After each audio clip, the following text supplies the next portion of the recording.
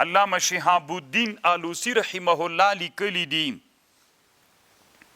وایي یو ساعت چې له چا سره حسد پیدا سو په دې کې کوشش مه کوه چې محسود له منځه ویسې په دې کوشش وکړه چې هغه ته د چا سره حسد لرې دا د تا حسد له ده سره په څه بنا پیدا سوی ده نو هغه کمال چې په ده کې د کوشش وکړه هغه کمال پیدا کړه څه ضرورت ده چې له هغه سره ته ډغرې وهې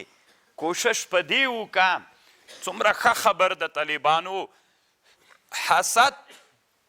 د انسانانو په مابین کې یو بد مرض د حسد که غواړئ چې حاسد راجیک سي له محسود سره مقابله باندې وخت تیر کی یوه خبر واورئ علما وی حاسد په محسود سره چې مقابله کوي نو ټول عمر حاسد هلاک ده ذلیل ده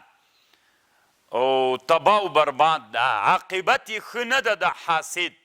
نو دا حاسد چې هغه نعمت د وجې نه چې محسود ته الله ورکړی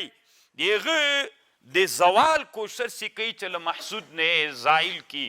نو داسې کوشش دی وکړي چې هغه نعمت باندې د دی کوشش وکړي دی د ځان ته هغه نعمت باندې کار وکړي چې الله عز وجل یې ورکړي